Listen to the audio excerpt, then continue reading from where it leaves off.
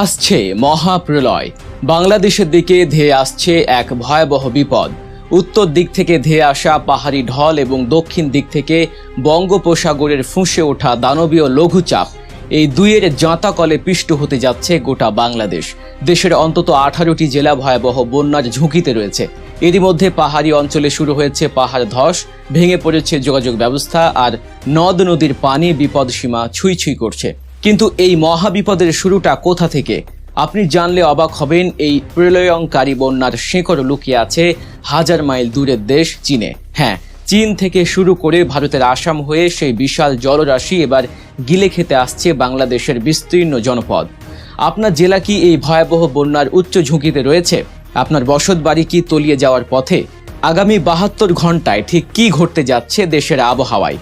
এই সব কিছু বিস্তারিত জানতে এবং নিজেকে ও নিজের পরিবারকে সুরক্ষিত রাখতে ভিডিওটি না টেনে একদম শেষ পর্যন্ত দেখুন, কারণ আজকের এই বিশ্লেষণটি আপনার জন্য জীবন রক্ষাকারী হতে পারে। শুরুতে আসা যাক এই মহাপ্রলয়ের উৎস কোথায় সেই আলোচনায়। বাংলাদেশ একটি ভাটির দেশ। উজানে অর্থাৎ আমাদের প্রতিবেশী দেশগুলোর যখন অতিরিক্ত বৃষ্টিপাত হয় তখন সেই পানি গড়িয়ে নেমে আসে বাংলাদেশের উপর দিয়ে। সাম্প্রতিক সময়ে জলবায়ু পরিবর্তনের এক ভয়াবহ রূপ দেখেছে বিশ্ব। কিছুদিন আগেই চীনের বেশ কয়েকটি প্রদেশে স্মরণকালের ভয়াবহ বন্যা দেখা দিয়েছে। চীনে সেই প্রমত্তা নদীগুলোর পানি গড়িয়ে নেমেছে ভারতের আসাম এবং মেঘালয় রাজ্যে। আপনারা যারা আন্তর্জাতিক খবরের খোঁজ রাখেন তারা নিশ্চয়ই জানেন যে ভারতের আসামে বর্তমানে কি এক ভয়াবহ পরিস্থিতি বিরাজ করছে। আসামের প্রায় 30টিরও বেশি জেলা এখন পানির নিচে। লাখ লাখ মানুষ পানিবন্দী। কাজিরাঙ্গা ন্যাশনাল পার্কের মতো বিস্তীর্ণ এলাকা ডুবে গেছে। ভারতের মেঘালয় এবং ত্রিপুরাতেও হচ্ছে ভারী থেকে অতি ভারী বৃষ্টিপাত। এখন একটু ভেবে দেখুন তো, ভারত এবং চীনের বিশাল জলরাশি, এই কোটি কোটি গ্যালন পানি কোথায় যাবে? এর একমাত্র গন্তব্য হচ্ছে বাংলাদেশ। ভারতের আসাম, মেঘালয় ও ত্রিপুরা থেকে নেমে আসা এই ঢল সরাসরি প্রবেশ করছে বাংলাদেশের সিলেট, কুড়িগ্রাম, ফেনী এবং চট্টগ্রাম অঞ্চল দিয়ে। আর ঠিক সেই সময় যেন মরার উপর খাড়ার ঘা হয়ে দাঁড়িয়েছে বাংলাদেশের অভ্যন্তরীণ আবহাওয়া পরিস্থিতি।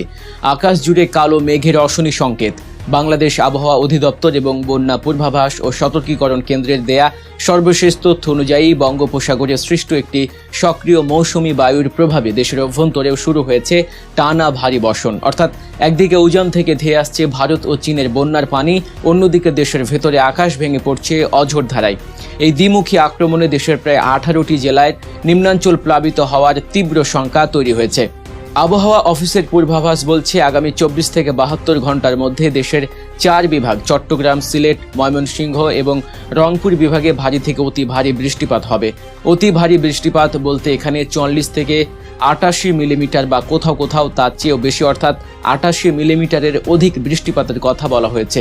এই টানা বর্ষণের কারণে সবচেয়ে বেশি ঝুঁকিতে রয়েছে চট্টগ্রামের পাহাড়ি অঞ্চল। পাহাড়ি এলাকার মানুষদের জন্য এই বার্তাটি অত্যন্ত ভয়ঙ্কর।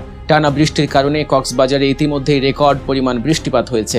চট্টগ্রামের বিভিন্ন জায়গায় মাটি নরম হয়ে পাহাড় ধসের চরম ঝুঁকিও তৈরি হয়েছে। চট্টগ্রাম, রাঙামাটি, বান্দরবান, খাগড়াছড়ি এবং কক্সবাজারের পাহাড় ধসের উচ্চ ঝুঁকির সতর্কতা জারি করেছে আবহাওয়া অধিদপ্তর। আপনারা যারা পাহাড়ের পাদদেশে বা ঝুঁকিপূর্ণ স্থানে বসবাস করছেন তাদের প্রতি বিনীত অনুরোধ, এখনই নিরাপদ আশ্রয়ে সরে যান।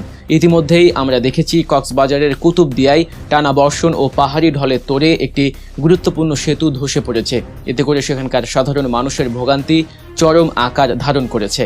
নদ নদীর পরিস্থিতি যদি আমরা বিশ্লেষণ করি তবে শিউরে উঠতে হয়। বন্যা পূর্বাভাস ও সতর্কীকরণ কেন্দ্র জানিয়েছে যে দেশের প্রধান প্রধান নদ নদীর পানি হু হু করে বাড়ছে। বিশেষ করে ব্রহ্মপুত্র এবং যমুনা নদীর পানি আগামী 3 দিন পর্যন্ত ক্রমাগত বৃদ্ধি পেতে থাকবে। অন্যদিকে পদ্মা নদীর পানি আগামী 3 দিন স্থিতিশীল থাকলেও এরপর বাড়তে শুরু করবে। যদিও পদ্মা নদীর পানি আগামী 5 দিনে কিছুটা কমার পূর্বাভাস রয়েছে, তবে উত্তর পূর্বাঞ্চলের নদ নদীগুলোর অবস্থা খুবই ভয়াবহ। সিলেট এবং সুনামগঞ্জ অঞ্চলের সুরমা ও কুশিয়ারা নদীর পানি আগামী 3 দিনে মারাত্মকভাবে বৃদ্ধি পাবে। বেশ কয়েকটি পয়েন্টে এই নদীগুলোর পানি বিপদসীমা ছুঁতে পারে বা অতিক্রম করতে পারে। এর ফলে সিলেট ও সুনামগঞ্জের নিম্নাঞ্চলে আকস্মিক বা সাময়িক বন্যার সৃষ্টি হবে বলে আশঙ্কা করা হচ্ছে। শুধু সুরমা কুশিয়ারাই নয়, মনু, খোয়াই, ধলাই, জাদুকাটা, সোমেশ্বরী এবং ভোগাই নদীর পানিও বাড়ছে। অন্যদিকে চট্টগ্রাম বিভাগের নদীগুলোর দিকে তাকালে দেখা যায় গোমতী, মুহুরী, ফেনী, হালদা, সাঙ্গু এবং মাতামুহুরী নদীর পানি আগামী 24 থেকে 72 ঘন্টায় অত্যন্ত দ্রুত গতিতে বৃদ্ধি পাচ্ছে। বান্দরবান, কক্সবাজার, ফেনী, চট্টগ্রাম ও খাগড়াছড়ির বেশ কিছু স্থানে এই নদীগুলোর পানি বিপদসীমা অতিক্রম করে বিস্তীর্ণ এলাকা ভাসিয়ে নিতে পারে। এমনকি লক্ষ্মীপুর ও নোয়াখালীর নিচু এলাকাগুলোতেও এই বন্যার হাত থেকে রেহাই পাবে না বলে আশঙ্কা করা হচ্ছে। সমুদ্র বন্দরগুলোর পরিস্থিতিও বেশ উত্তাল। সক্রিয় মৌসুমী বায়ু এবং লঘুচাপের প্রভাবে বঙ্গোপসাগর এখন রীতিমতো ফুঁসে আছে। সাগর ও নদীর পানি উত্তাল থাকায় উপকূলীয় এলাকাগুলোতে চরম আতঙ্ক বিরাজ করছে। দেশের সব প্রধান নদী বন্দরগুলোকে 1 নম্বর সতর্ক সংকেত দেখিয়ে যেতে বলা হয়েছে, আর চট্টগ্রাম সমুদ্র বন্দরে 3 নম্বর স্থানীয় সতর্ক সংকেত বহাল রয়েছে। বৈরী আবহাওয়ার কারণে নদী উত্তাল থাকায় নোয়াখালীর বিচ্ছিন্ন দ্বীপ উপজেলা হাতিয়ার সাথে সারা দেশের নৌ যোগাযোগ সম্পূর্ণ বন্ধ করে দেওয়া হয়েছে। এতে করে মূল ভূখণ্ড থেকে বিচ্ছিন্ন হয়ে পড়েছেন হাতিয়ার লাখো মানুষ। আগামী 5 দিনের আবহাওয়ার পূর্বাভাস বিশ্লেষণ করলে দেখা যায় এই বৃষ্টিপাতের প্রবণতা কমার কোনো লক্ষণ আপাতত নেই। টানা বৃষ্টি, বজ্রপাত এবং দমকা হাওয়া অব্যাহত থাকবে। যারা নদী তীরবর্তী অঞ্চলে বা চরাঞ্চলে বসবাস করেন তাদের জন্য এই সময়টা অত্যন্ত সংকটময়। কৃষকদের ফসলের ব্যাপক ক্ষয়ক্ষতির আশঙ্কা রয়েছে। গবাদি পশু এবং পরিবারের শিশু ও বৃদ্ধদের নিয়ে এই মুহূর্তে সর্বোচ্চ সতর্ক অবস্থায় থাকার পরামর্শ দিচ্ছেন বিশেষজ্ঞরা। প্রশাসন থেকেও ঝুঁকিপূর্ণ এলাকার মানুষদের নিরাপদ স্থানে সরে যাওয়ার জন্য মাইকিং করা হচ্ছে। এই যে মহাপ্রলয়ের কথা আমরা বলছি, এটি কেবল একটি সাধারণ বৃষ্টি নয়, এটি জলবায়ু পরিবর্তনের একটি নির্মম বাস্তবতা। চীন থেকে শুরু হওয়া এই প্রাকৃতিক বিপর্যয় যখন ভারতের উপর দিয়ে ধ্বংসলীলা চালিয়ে বাংলাদেশে প্রবেশ করছে, তখন আমাদের ভৌগোলিক অবস্থানই আমাদের সবচেয়ে বড় দুর্বলতা হয়ে দাঁড়িয়েছে। উজানের পানি আটকে রাখার বা নিয়ন্ত্রণ করার কোনো ক্ষমতা আমাদের নেই। আমরা কেবল পূর্বাভাস পেতে পারি এবং সেই অনুযায়ী নিজেদের রক্ষা করার প্রস্তুতি নিতে পারি। তাই এই মুহূর্তে সবচেয়ে জরুরি কাজ হচ্ছে আতঙ্কিত না হয়ে সতর্কতা অবলম্বন করা। যারা পাহাড়ি এলাকায় আছেন তারা কোনোভাবেই পাহাড়ের ঢালে অবস্থান করবেন না। যারা নিম্নাঞ্চলে আছেন তারা শুকনো খাবার, বিশুদ্ধ পানি, জরুরি ঔষধ এবং গবাদি পশুকে নিরাপদ স্থানে সরিয়ে নেওয়ার প্রস্তুতি এখনই সম্পূর্ণ করুন।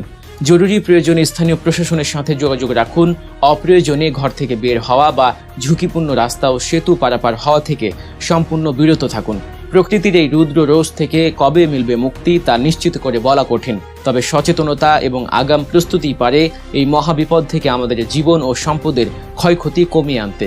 দেশের আবহাওয়া, বন্যা পরিস্থিতি এবং এমন সব গুরুত্বপূর্ণ ও বিশ্লেষণধর্মী খবর পেতে, সহজ ভাষায় জানতে আমাদের চ্যানেলটি সাবস্ক্রাইব করে আমাদের সাথেই থাকুন। আপনার এলাকার বর্তমান আবহাওয়া বা বন্যার পরিস্থিতি কেমন তা অবশ্যই আমাদের কমেন্ট করে জানাবেন। সাবস্ক্রাইব করুন গল্প নিউজ এবং বেল আইকনটি চেপে রাখুন যাতে কোনো গুরুত্বপূর্ণ আপডেট আপনার মিস না হয়। নিরাপদ থাকুন, সতর্ক থাকুন। আল্লাহ হাফেজ।